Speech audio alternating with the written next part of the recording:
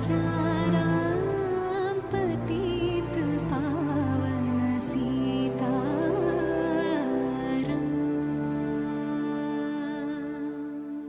तो अभी सभी लोगों का यहाँ पर तहे दिल से स्वागत है। इस प्रोजेक्ट को करना बहुत आसान नहीं था, तो हमने 2023 में चैलेंज लिया और आप सभी लोगों की सहायता से हम आज ये दिन देख पा रहे हैं और ये हमारे लिए एक बहुत बड़ा अचीवमेंट है, क्योंकि हमने यहाँ पर जो पहले के मेंबर के साथ और नए लोगों के साथ कोलैबोरेट करके ये सब किया है आप सभी लोगों के लिए। और यही आशा है कि आप सभी लोग इसका सही इस्तेमाल करेंगे, क्योंकि हमने यहाँ पर नई मूर्ति डाली है। जो पुराने मूर्ति है वो खंडित हुए थे, तो इसको बदलना आचार्यगण की गाइडेंस से हमने किया। तो अभी यही आशा है कि आप सभी लोग इसका सही इस्तेमाल करेंगे और आप सब भक्तिपूर्व यहाँ पर आएंगे, पूरे रिस्पेक्ट में, ग्रैटिट्यूड में यहाँ पर पूजा करेंगे। तो आप सभी को धन्यवाद। नमस्ते, जय श्री राम। बोलिए सियावर रामचंद्र की जय, लक्ष्मी नारायण भगवान की जय। आज हम लोग मूर्ति प्राण प्रतिष्ठा महोत्सव में उपस्थित हुए हैं।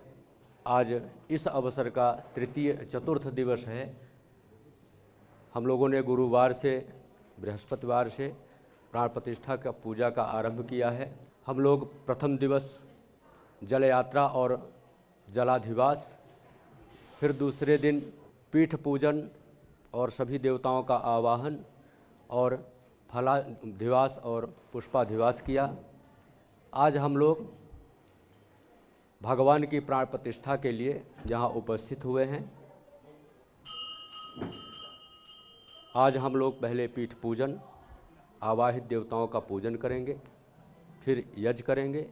यज्ञ के बाद सभी मूर्तियों का न्यास विधि के बाद भगवान की प्राण प्रतिष्ठा की जाएगी। प्राण प्रतिष्ठा में प्रथम नवग्रह मंडल देवता का आवाहन, ध्यान और प्रतिष्ठा की जाएगी। इसके बाद भगवती माँ गंगा और भगवान सूर्य के आवाहन, ध्यान और प्रतिष्ठा की जाएगी। साथ में राम दरबार भगवान राम माता जानकी के साथ और लक्ष्मण हनुमान जी के साथ विराजमान होंगे। इसके बाद राधा कृष्ण और लक्ष्मी नारायण भगवान की मूर्ति की स्थापना, प्राण प्रतिष्ठा की जाएगी। इसके बाद प्राण प्रतिष्ठा के बाद हम लोग भगवान की आरती, कर्पूर निरांजन करेंगे और इसी के साथ इस यज्ञ की पूर्णाहुति होगी और आज यज्ञ का समापन हो जाएगा। तो आप सबको हम तीनों आचार्यों की ओर से ये आशीर्वाद है कि भगवान आपके ऊपर ऐसे ही कृपा बनाए रखें। यहाँ उपस्थित सभी भक्तजनों को शुभाशीष, आशीर्वाद और भगवान उनकी कामनाओं को पूर्ण करने में मदद करें। बोलिए सियावर रामचंद्र की जय। जितने भी दर्शकगण हमारे साथ जुड़े हुए हैं और जितने भी भक्तगण यहाँ पर उपस्थित हुए हैं मंदिर में, मेरा सादर प्रणाम। और इस समय हमारे साथ आचार्य जी हैं। आचार्य जी, आप हमें कृपा बताएं कि विष्णु जी का पूजा करने से, माँ लक्ष्मी की पूजा करने से हमें कौन सा फल प्राप्त होता है और किस दिन जो है इन दोनों की पूजा अर्चना हमें करनी चाहिए। बोलिए लक्ष्मी नारायण भगवान की जय। भगवान विष्णु जो लक्ष्मी नारायण के रूप में हम लोग पूजते हैं, वो ब्रह्म है, एक तत्व है, ऐसा तत्व जिनके अनेक रूप हैं। भगवान राम, भगवान कृष्ण, भगवान नरसिंह। तो भगवान कहते हैं कि भक्त जिस भाव से हमें पूजता है उसी रूप में मैं उसके समक्ष उपस्थित हो जाता हूँ। भक्त का भाव भगवान देखते हैं। इसीलिए शास्त्रों में कहा गया है पत्रम पुष्पम फलम तोयम। आप एक फल लेकर के भगवान के पास चले जाइए, एक पत्र माने बिल्व पत्र या पान का पत्ता, पुष्प, और तोयम माने जल, एक लोटा जल लेकर के भी आप जाइए। आपके पास 56 प्रकार के भोगों की आवश्यकता भगवान को नहीं है, भगवान को सिर्फ भाव की आवश्यकता है। आप अपने भाव को निर्मल रख करके भगवान के पूजन करने के लिए जब आप जाएंगे तो भगवान की कृपा आपको प्राप्त होती है। भगवान विष्णु की पूजा करने से माता लक्ष्मी की कृपा प्राप्त होती है। क्यों? माता लक्ष्मी का वाहन है उल्लू और भगवान विष्णु का वाहन है गरुड़। जब हम लक्ष्मी नारायण की पूजा करते हैं तो माता लक्ष्मी गरुड़ पे सवार होकर के आती हैं और स्थिर लक्ष्मी हमारे घर में देती हैं, हमें प्रदान करती हैं।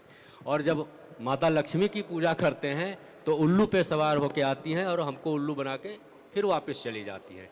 इसलिए लक्ष्मी की प्राप्ति करनी है तो लक्ष्मी नारायण के साथ पूजन करिए। जिस प्रकार से कोई व्यक्ति आपको अपने यहाँ निमंत्रण दे, केवल आपको, तो आप उसके यहाँ निमंत्रण में जाएंगी तो आपके मन में बार बार ये विचार आएगा कि मेरे घर में क्या हो रहा है, घर में कोई नहीं है। आप बार बार अपने घर का चिंतन करेंगी, आपका वहाँ मन नहीं लगेगा। और सपत्नीक आपको निमंत्रण दिया जाए परिवार के साथ, जब आप कहीं जाएंगे तो आप निष्फिक्र रहेंगे कि हम लोग सब साथ में हैं, घर में सब कुछ ठीक है। तो उसी प्रकार लक्ष्मी जब अकेली आती हैं तो वो भगवान का चिंतन करती रहती हैं और पुनः वापस भगवान के पास चली जाती हैं। और जब नारायण के साथ आती हैं तो स्थिर होकर के हमारे घर में, हमारे मंदिर में, हमारे प्रांगण में निवास करती हैं। इसलिए लक्ष्मी नारायण की पूजा करिए और माता लक्ष्मी को मनाइए, उनकी कृपा प्राप्त करिए। बोलिए लक्ष्मी नारायण भगवान की जय। जैसे सूर्य नारायण है तो सूर्य यंत्र है, जैसे लक्ष्मी नारायण की मूर्ति है तो उसके नीचे लक्ष्मी नारायण यंत्र है। सभी देवताओं का यंत्र रखा हुआ है और उसी यंत्र की पूजा के साथ साथ हम पंचधातु और 5 प्रकार के जो अलग अलग प्रकार के स्टोन होते हैं वो भी साथ में डालेंगे, क्योंकि उसका भी बहुत महत्व बताया गया है। जब जब कोई मूर्ति स्थापना होती है, प्राण प्रतिष्ठा होती है, तो ये चीज बहुत मुख्य होती है, क्योंकि ये मूर्ति जो प्राण प्रतिष्ठा होती है वो सिर्फ 1 महीने 2 महीने 1 साल 2 साल के लिए नहीं होता है ना, कहीं सालों तक यही जगह पर स्थिर रहेगा तभी कल्याण होगा। तो इन सभी मूर्तियों के न्यास विधि और प्राण प्रतिष्ठा मुख्य होता है। तो यहाँ पर यज्ञ आदि हो गया है, क्रम के अनुसार हम न्यास विधि की ओर जाएंगे। न्यास विधि में एक जो परिवार है वो एक मूर्ति के सामने ही न्यास विधि करेगा। एक यजमान है वो एक मूर्ति के सामने, जैसे कि राम परिवार है तो एक यजमान जो राम परिवार की मूर्ति का न्यास विधि करेगा, हनुमान जी है तो एक परिवार है वो। तो उसी तरह सभी मूर्तियों के लिए हमने यहाँ पर श्रोता रखे हुए हैं, इसलिए आपको यहाँ पर बैठने का मौका मिला है। सिर्फ एक मूर्ति का प्राण प्रतिष्ठा होता तो हम आप 12 लोगों को नहीं बिठाते, तो यहाँ एक ही यजमान सब कुछ कर देते, तो आप ही बड़े भाग्यशाली है। तो अब आगे हम न्यास विधि की ओर जाएंगे।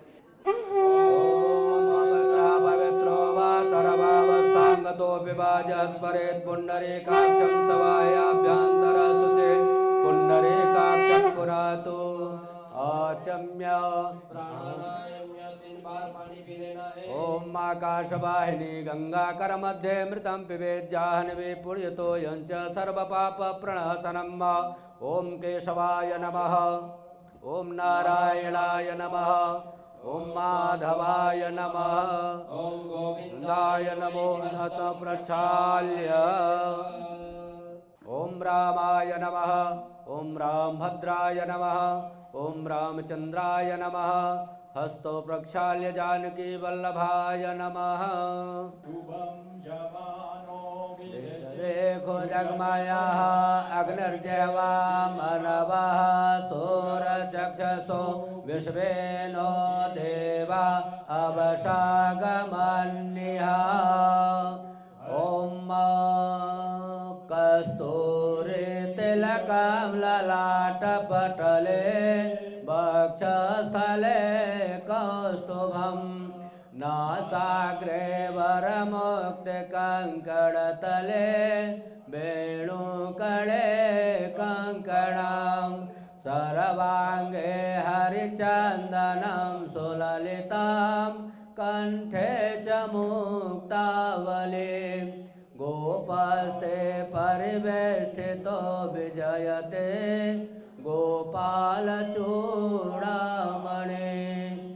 ॐ आदित्यावसुरुद्र विश्वे देवामरुद्गणा तिलकन्तो प्रयक्षन्तो धर्मकामार्थसिद्धये देहि सौभाग्यमारोग्यं देहि मे परमं सुखं रूपं देहि जयं देहि यशो देहि दुषो जये सर्वमङ्गलमाङ्गल्ये शिवे सर्वार्थसाधिके शरण्ये त्र्यम्बके गौरी नारायणि नमोऽस्तुते आदित्यर्जौरादित्यरन्तरिक्षमदितिर्माता स पिता स पुत्रः विश्वे देवा अदितिः पञ्चजना अदितिर्जातमदितिर्जनित्वं द्यौः शान्तिरन्तरिक्षगं शान्तिः पृथिवी शान्तिरापः शान्तिरोषधयः शान्तिः वनस्पतयः शान्तिर्विश्वे देवाः शान्ति ब्रह्म शान्तिः सर्वगं शान्तिः शान्तिरेव शान्तिः सामा शान्तिरेधि सुमुखस्यैकदन्तस्य कपिलो गजकर्णकः लम्बोदरस्य विकटो विघ्ननाशो विनायकः धूम्रकेतुर्गणाध्यक्षो भालचन्द्रो गजाननः द्वादशैतानि नामानि यः पठेत् शृणुयादपि विद्यारम्भे विवाहे च प्रवेशे निर्गमे तथा सङ्ग्रामे सङ्कटस्यैव विघ्नस्तस्य न जायते शुक्लाम्बरधरं देवं शशिवर्णं चतुर्भुजं प्रसन्नवदनं ध्यायेत सर्वविघ्नोपशान्तये अविद्यार्थसिद्ध्यर्थं पूजितो यः सर्वविघ्नहरस्तमये गणाधिपतये नमः सर्वमङ्गलमाङ्गल्ये शिवे सर्वार्थसाधिके शरण्ये त्र्यम्बके गौरी नारायणि नमोऽस्तुते सर्वदा सर्वकार्येषु नास्ति तेषां मङ्गलम् येषां हृदयस्तु भगवान् मंगलाय तनो हरि। तो चलिए आचार्य जी, आप हमें राधा कृष्ण के बारे में हमें कुछ बताएं, क्योंकि राधा कृष्ण जो है प्यार का प्रतीक है ये दोनों। तो आज इनका जो है प्राण प्रतिष्ठा होने वाला है मंदिर में, तो इसके बारे में आप क्या कहेंगे? वसुदेव सुतं देवं कंसचाणूरमर्दनं देवकी परमानंदम कृष्णं वंदे जगद्गुरुम। हम इस श्लोक के माध्यम से ये समझिए कि कृष्णम वंदे जगद्गुरुम, पूरे विश्व के जो गुरु है ना, किसी का गुरु नहीं है तो वो भगवान श्री कृष्ण को गुरु के रूप में पूछ सकते हैं, क्योंकि भगवान श्री कृष्ण ने भगवत गीता में अर्जुन को बहुत अच्छा संदेश दिया है कि मैं जो संदेश दिया है, उपदेश दिया है, वो स्वीकार करो तो अपने आप सफल होगो। जैसे हम कहते हैं ना कि सिर्फ राधा जी की पूजा नहीं होती, हम अभी आचार्य जी ने कहा ना कि लक्ष्मी और नारायण की साथ में पूजा होती है, इसलिए लक्ष्मी नारायण कहते हैं। तो जब राधा जी की अकेली पूजा नहीं होती और कृष्ण जी की अकेली पूजा नहीं होती, लेकिन बाल स्वरूप कृष्ण को हम पूजते हैं, तो जब बाल गोपाल की हम पूजन करते हैं तब सिर्फ बाल गोपाल ही हम उसको भोग आदि लगाते हैं। तो मुख्य यही बात है कि वृंदावन में जाओ या अपने घर में भगवान श्री कृष्ण की पूजा करना है तो राधा कृष्ण के साथ पूजा करेंगे तो अवश्य ही हमारा संकल्प परिपूर्ण हो गए, हमारा मनोरथ परिपूर्ण हो गए। आचार्य जी, यहाँ पर भगवान हनुमान जी का जो है प्राण प्रतिष्ठा भी होने वाला है, और हम सभी को पता है जब हनुमान जी की बात करते हैं तो सबसे पहले राम जी का नाम लेना चाहिए, वे बेहद ही प्रसन्न हो जाते हैं। भले ही कोई चढ़ावा न दे उन्हें, अगर राम का नाम लेकर ही उनकी जो है पूजा अर्चना करे, जितनी भी हमें हमारी जो मनोकामनाएं वो सब पूर्ण करते हैं। तो भगवान हनुमान जी के बारे में आप क्या बताएंगे? मनोजवम मारुततुल्य वेगम जितेंद्रियम बुद्धिमताम वरिष्ठम वातात्मजं वानरयूथ मुख्यम श्री राम दूतम शरणम प्रपद्ये।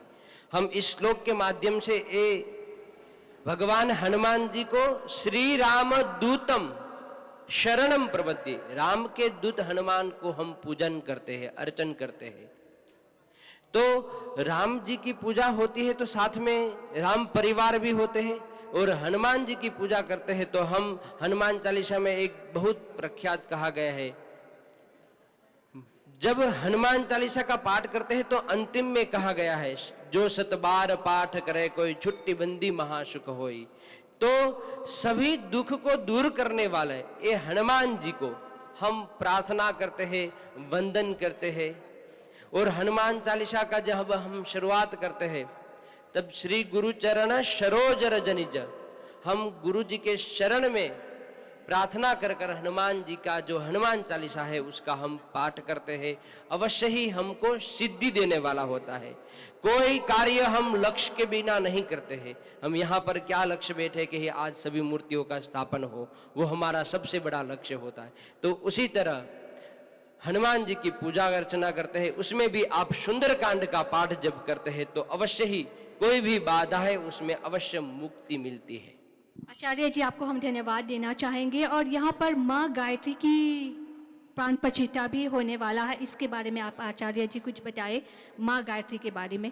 माँ गायत्री मूल प्रकृति स्वरूपा हैं। माँ गायत्री की उपासना 2 तरह से की जाती है, एक तांत्रिक विधि है और एक पौराणिक विधि है। माँ गायत्री की उपासना खास तौर पर ब्राह्मणों के लिए बताई गई है। ब्राह्मणों की मूल है माता गायत्री। गायत्री मंत्र शास्त्रों में तो ये कहा गया है, जैसे हम लोग उच्चारण करते हैं, माइक पे बोलते हैं ओम भूर्भुवः स्वः, नहीं करना चाहिए। कोई भी जो भगवान का मंत्र होता है जिसको कहते हैं कि मूल मंत्र, तो मूल मंत्रों का उच्चारण करके ना तो स्वाहाकार स्वाहा दिया जाता है और ना माइक पे उसको बजाया जाता है। आजकल एक वो हो गया है गायत्री तो खास तौर पे। और माता गायत्री माँ दुर्गा, माँ पार्वती के ही सारे स्वरूप हैं। एक प्रकृति मूल रूपा हैं जिसको हम आप दुर्गा के रूप में पूजते हैं, वही काली के रूप में पूजते हैं, उन्हीं को हम सरस्वती के रूप में पूजते हैं। तो माँ के ही अनेक रूप हैं, उन्हीं रूपों में एक रूप है माता गायत्री। इसी में धूमावती हैं, भुवनेश्वरी हैं, तारा हैं। तारा का स्वरूप माता सरस्वती का है। तो माता गायत्री की पूजा करके आप अपने इष्ट की सिद्धि को प्राप्त कर सकते हैं। इनकी पूजा करते समय, इनके मंत्रों का जाप करते समय, शास्त्रों की बात मैं बता रहा हूँ कि उसका उच्चारण नहीं करना चाहिए, मन में ही आपका ओष्ठ हिले लेकिन वाणी बाहर ना आए। तो माता गायत्री की पूजा करके अपने सभी मनोरथों को आप पूर्ण कर सकते हैं। लेकिन पूजा का जो नियम है, नियम का पालन करना अनिवार्य है। वो चाहे जिस भी देवी देवता के हम पूजा करें, पूजा के नियम को आप फॉलो करेंगे तो आप जिस कामना से, जिस कार्य की पूर्ति के लिए आप उनकी आराधना कर रहे हैं वो अवश्य पूर्ण होगी। तो मूल चीज़ ये है कि माता गायत्री मूल स्वरूपा भगवती का ही स्वरूप है। उनकी आराधना और उनका पूजन नियम पूर्वक करने पर आपके सभी मनोरथ को पूर्ण करती है। बोलिए गायत्री माता की जय। चलिए आचार्य जी, हम आपको धन्यवाद देना चाहेंगे। मानो तो मैं गंगा हूँ, न मानो तो बहता हुआ पानी। और यहाँ पर इस प्रांगण में आप देखेंगे कि माँ गंगा का प्राण प्रतिष्ठा भी होने वाला है। तो आचार्य जो है हमारे साथ, आचार्यगण के साथ साथ पंडित पुरुषोत्तम जी भी है। तो माँ गंगा के बारे में आप हमें कुछ बताएं। ओम गंगे चमुने चैव गोदावरी सरस्वती नर्मदे सिंधु कावेरी जले यस्मिन् सन्निधिं कुरु। गंगा जो कि है पवित्र माना जाता है, क्योंकि ये पवित्र माना जाता है। गंगा के अवतरित, जैसे राजा भगीरथ गंगा को स्वर्ग से पृथ्वी पर लाने के लिए कितने वर्ष तपस्या की, तब जाकर गंगा जो कि प्रसन्न हुआ, माँ गंगा प्रसन्न हुआ। और प्रसन्न होते हुए एक वेग से तरह आया जो कि संसार में भय प्रकट करने वाला था। तो उस समय भोलेनाथ जो कि शिव अपने जटा पर धारण किया, गंगा माँ को लेकर अपने जटा को धारण किया, और उसी समय से जो कि है गंगा माँ जो कि है प्रसिद्ध है, और धीरे धीरे जो कि शिव जी है महादेव, देवों में देव महादेव हैं। तो इसी दिन से वक्त से कहते हैं कि यह गंगा जो कि है सब पाप को नाश करते हैं, और हमारे जो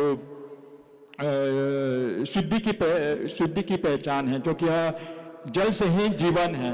बिना जल से जीवन व्यर्थ है, क्योंकि जीवन जो कि जल से चलता है, और जल के बिना है जीवन नहीं चलता है। तो जल जो कि पवित्र है, और जल से ही सब हम लोग यहाँ जीवन में जीते हैं।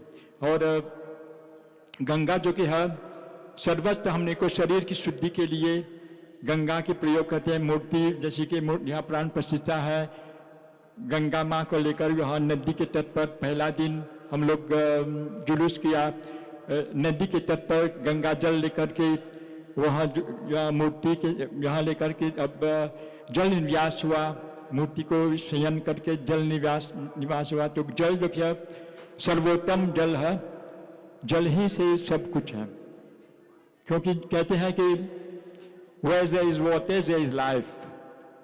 तो जल जो है जीव है। राम जी शिव जी पर ध्यान करते हैं, और शिव जी राम पर ध्यान करते हैं। तो कहते हैं कि शिव जी कहते हैं कि हम राम पर ध्यान करते कि कैसे उनकी सेवा करूँगा। तो उस समय जाकर के एकादश रुद्र एकादश रूप के अवतार पर हनुमान के रूप में आकर के प्रभु राम के चरण में सेवा की। तो हनुमान जो कि चिरंजीवी है। ऐसे 8 व्यक्ति जो कि है अभी तक जीवित हैं, जैसे कि अश्वत्थामा, विभीषण, व्यास मुनि, मार्कंडेय ऋषि इत्यादि। लेकिन हनुमान जो कि है अभी तक है, जहाँ कहते हैं जहाँ कथा होती है राम कथा, तो हनुमान जो कि है सर्वप्रथम वो पहले उपस्थित हो जाते हैं, और अंत में ही वो चला जाते हैं। हनुमान जो कि है चिरंजीवी है, उनका मृत्यु नहीं है। ऐसे 8, जैसे मैंने कहा कि 8 व्यक्ति ऐसे हैं अभी तक जीवित है इस कलयुग में। ओम तुलित बलधामम स्वर्ण शैलाब्देहम जनुजीवन कृशानुम ज्ञानी नामम ग्रगण्यम सकल गुण निधानम वानर मिजोषम रघुपति प्रिय भक्तम वाति जातम नमामि। येषामिन्देवरस्य हृदयस्थो जनार्दनः यत्र योगेश्वर कृष्णो यत्र पार्थो धनुर्धनः। लक्ष्मीनारायणाभ्यां नमः, उमामहेश्वराभ्यां नमः, सतीपुरन्दराभ्यां नमः, माता पितृचरणकमलेभ्यो नमः, इष्टदेवताभ्यो नमः, कुलदेवताभ्यो नमः, ग्रामदेवताभ्यो नमः, स्थानदेवताभ्यो नमः, सर्वेभ्यो देवेभ्यो नमः, सर्वेभ्यो ब्राह्मणेभ्यो नमः, सर्वेभ्यो तीर्थेभ्यो नमः।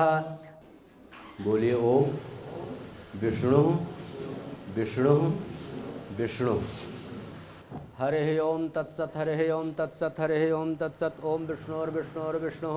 अद्य नमः परमात्मने श्रीपुराणपुरुषोत्तमस्य विष्णुराज्ञा प्रवर्तमानस्य अद्य ब्रह्मणो द्वितीय प्रहरार्धे श्रीश्वेतवाराहकल्पे वैवस्वतमन्वन्तरे अष्टाविंशत्तमे युगे कलियुगे कलप्रथमचरणे जम्बूद्वीपे भरतखण्डे भूरलोके विष्णुप्रजापति क्षेत्रे हिंदमहासागर क्षेत्रे मॉरिशसमण्डलान्तर्गते लाग्रेमा ग्रामे कल्याणनाथ शिवमन्दिर परिसरे शिवसान्निध्ये कालयुक्तनामाब्दि संवत्सरे मासानां मासोत्तमे मासे वैशाख मासे शुभे शुक्लपक्षे सप्तम्यां शुभपुण्यतिथौ पुष्यनक्षत्रे गण्डयोगे वाणिज्यकरणे रविवासरान्वितायां ग्रीष्म ऋतुः कर्कराशि स्थिते श्रीचन्द्रे शेषेषु ग्रहेषु यथा यथा राशि स्थान स्थितेषु सत्सु एवं ग्रहगुण गण विशेषण विशिष्टायां शुभ पुण्यतिथौ नामाहम। अपना अपना नाम लीजिए, अपने गोत्र का नाम लीजिए। जो पत्नी के साथ हैं सब पत्नी को हम कह लीजिए। अब जो हम बोलेंगे उसी को रिपीट करिएगा। ममात्मनः श्रुति स्मृति पुराणोक्त फल प्राप्ति कामनया अप्राप्त लक्ष्मी प्राप्त्यर्थम प्राप्त लक्ष्म्याः चिरकाल संरक्षणार्थम सकल मन इप्सित कामना सिद्ध्यर्थम आदि दैविक भौतिक आध्यात्मिक त्रिविध तापोप शमनार्थम मम जन्म कुंडल्याम लग्न कुंडल्याम जे केचिद विरुद्ध चतुर्थ अष्टम द्वादश स्थान स्थित क्रूर ग्रहाः स्तैः सूचितं सूचयिष्यमाणं यत्सर्वा रिष्टं विनाशद्वारा एकादश स्थान स्थित वक्षुभ फल प्राप्त्यर्थम पूर्व संकल्पित मूर्ति प्राण प्रतिष्ठा नैमित्तकेन अद्य चतुर्थ दिवसे यथोपचार उपलब्ध पूजन सामग्र्याभि द्वारा पूजन पूर्वकम पूजनम अहम करिष्ये। तत्रादौ निर्विघ्नता सिद्ध्यर्थम आदौ पृथ्वी गौरी गणेश कलश नवग्रह षोडश मातृकादीनाम् आवाहनं ध्यानं पूजनम अहम करिष्ये। तथा च एक लिंगतो भद्र मंडल देवता सहितेन क्षेत्र पाल देवता वास्तु पीठस्थ देवता प्रधान पीठस्थ सर्वतो भद्र मंडल देवता सहितेन ध्यानम पूजनम अहम करिष्ये। मस्तक से लगा लीजिए। ओम जज्जाग्रतो दूरमुदयति दैवं तदुशब्दस्य तथैवैते दूरंगमञ्ज्योतिकाञ्ज्योतिरेकं तन्मे मनः शिव संकल्पमस्तु संकल्पसिद्धिरस्तु। ओम ॐ स्योना पृथिविनो भवानिक्षरा निवेशनी यक्षानः सर्वसप्रथाः आधारशक्ते पृथिव्यै नमः। ओम वा आक्षणेरसा वर्तमानो निवेशयन्नमृतं वर्तं च हिरण्येन सवितार्थेना देवो जाति भुवनानि पश्यन्। ओम ब्रह्मा मुरारे स्त्रिपुरान्तकारी भानुसते भौमे सुतो बुधस्य गुरुश्च शुक्रतनिराहुकेतवः सर्वे ग्रहाः शान्तिकरा भवन्तु। नवग्रहादिमंडल देवताभ्यो नमः। तेष्णदंश महाकाय कल्पान्तदहनोपम भैरवाय नमस्तुभ्यं मनोज्ञां दातुमर्हसि। भैरवाय नमः। ओं बम बटुकाय नमः। ध्यायामि ध्यानार्थे क्षतपुष्पाणि समर्पयामि। छोड़ दीजिए। ओम नमोस्तुनन्ताय सहस्रमूर्तये सहस्रपादाक्षे सुरोरुबाहवे सहस्रनाम्ने पुरुषाय शाश्वते सहस्रकोटिर्युगधारिणे नमः। वंशी विभूषितकरा नवनीरदाभात् पीताम्बरादरुणबे बफलधरोषात् भृत्यार्तेऽहं प्रणतपा लभवाब्धिपोतं वन्दे महापुरुषते चरणारविन्दम्। सानन्दमानन्दवने वसन्तम् आनन्दकन्दं हृतपापवृन्दम्।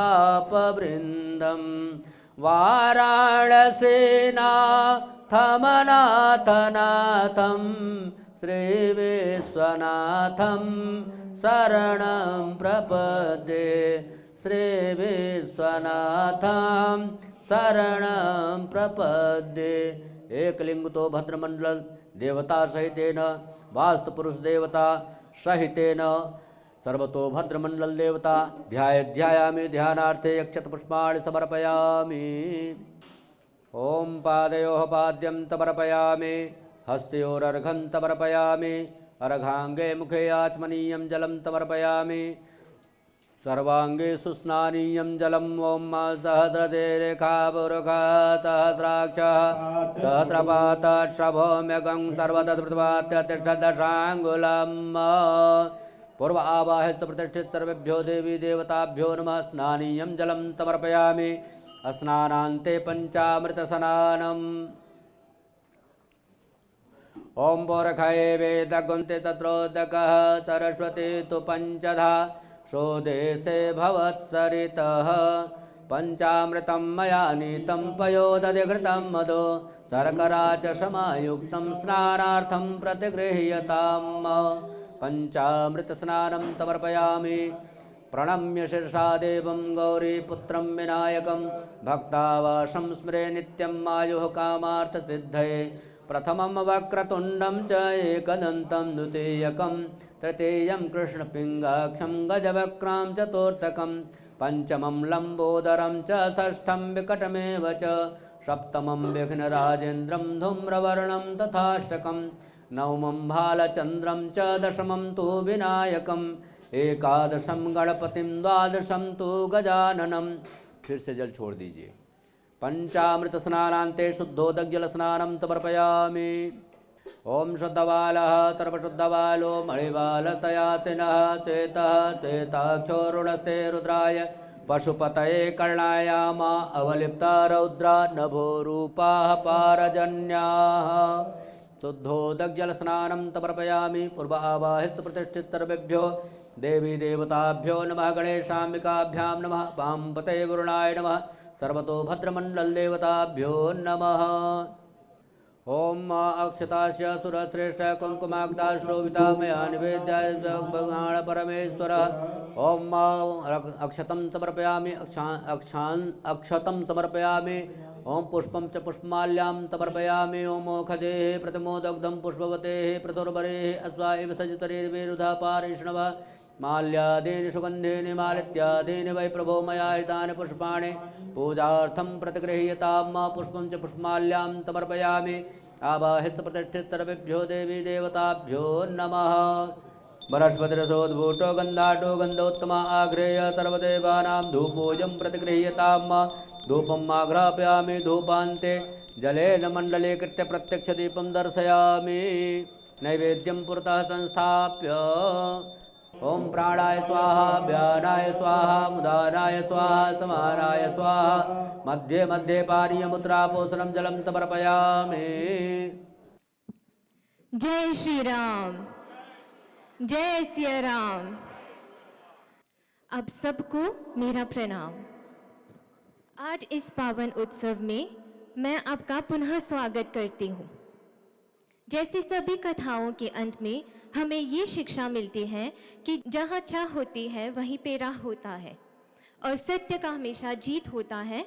वैसे आज के इस रामलीला के बाद हमें ये आशा होती है कि ये दो शिक्षा आपको प्राप्त हो। मेरे प्यारे मित्रों और मैं आपके सामने प्रस्तुत करने जा रहे हैं एक ऐसी कथा जो सदियों सदियों से सुना जा रहा है। जब जब पृथ्वी पर अन्याय का घड़ा बढ़ने लगता है तब तब ईश्वर धर्म की स्थापना के लिए जन्म लेते हैं और इसी से रचता है एक नया पुराण जो युगों युगों तक मनुष्य का मार्गदर्शन देते हैं। और इसी रचना का एक महत्वपूर्ण उदाहरण है रामायण।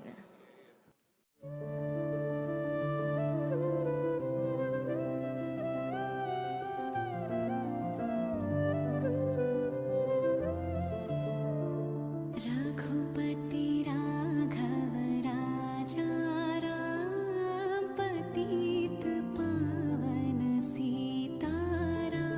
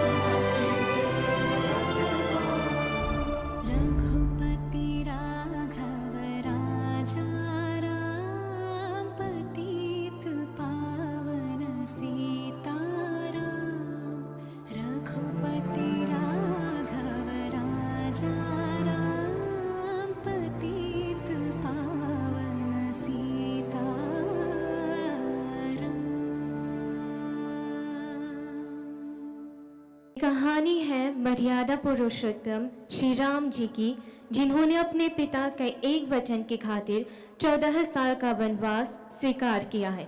चलिए साथ में देखते हैं राम जी की कथा।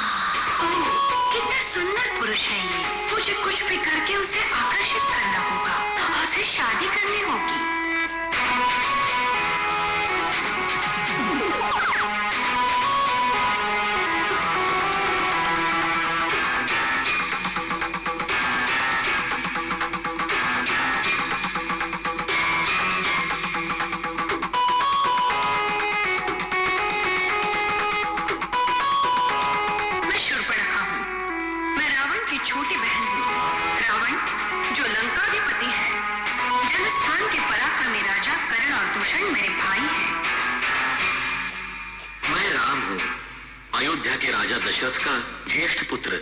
मैं यहाँ वनवास में 14 साल रहने के लिए आया हूँ। तुम्हारा नाम तुम्हारे ही जैसा सुंदर है, क्या तुम मुझसे शादी करोगे? वो कुटिया के छत पर खड़ा लक्ष्मण मेरा भाई है, वो भी सुंदर है, तुम उससे ही शादी क्यों नहीं करती? हाँ, वो भी सुंदर है, क्या तुम मुझसे शादी करोगे? राजकुमार तो राम है, मैं तो यहाँ सिर्फ उनकी सेवा करने आया हूँ, इसलिए तुम्हें उनसे शादी करनी चाहिए, मुझसे नहीं। ओह, ये तो असंभव है। क्या मैं सुंदर नहीं हूँ? तुम सुंदर तो हो, पर मेरी शादी हो चुकी है। ये है मेरी पत्नी सीता। तुम मुझसे शादी नहीं कर रहे हो, क्योंकि तुम्हारी पत्नी मुझसे ज्यादा सुंदर है। मैं अभी उसे मार डालती हूँ। देखते हो कि मुझसे शादी किए बिना तुम यहाँ कैसे रह सकते हो?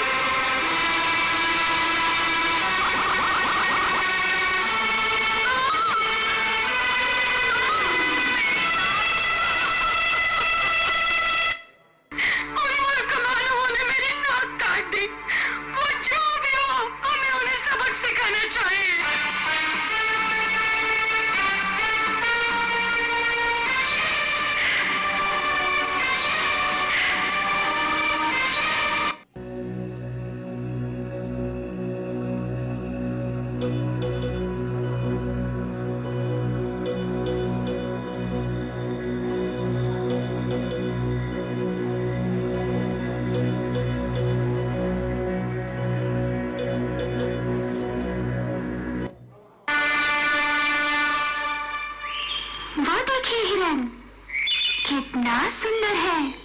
हाँ, सुंदर तो है, लेकिन उसकी ये अजीब सुंदरता देखकर मुझे संदेह हो रहा है, कहीं ये कोई राक्षस तो नहीं? स्वामी, मेरे लिए वो हिरण पकड़ कर ले आइए। लक्ष्मण, सीता का ख्याल रखना, मैं अभी लौट आया, मैं हिरण लेकर आता हूँ।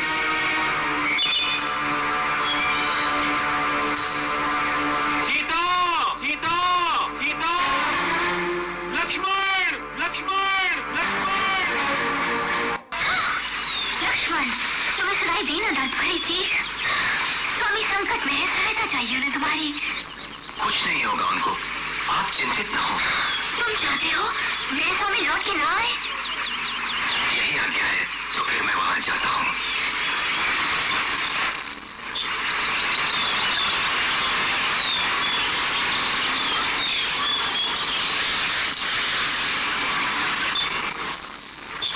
सीता मैया, इस रेखा के बाहर न जाइए, मुझे विश्वास है इस रेखा के अंदर आप सुरक्षित रहेंगी।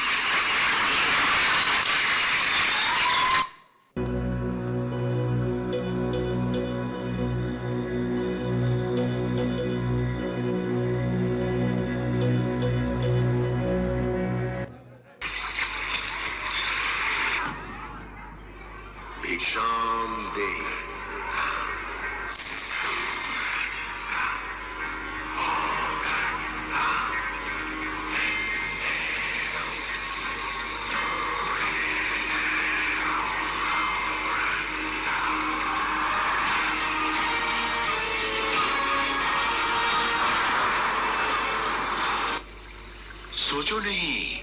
आओ पुण्यवती देवी।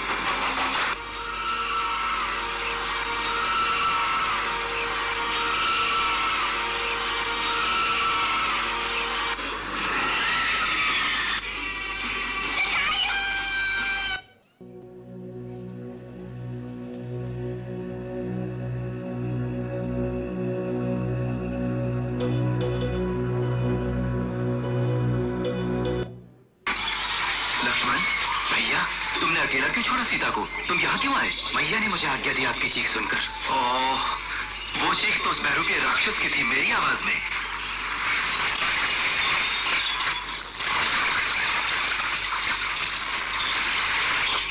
मुझे क्षमा करें श्री राम, मैंने बहुत प्रयत्न किया लेकिन सीता मैया को वो ले गया।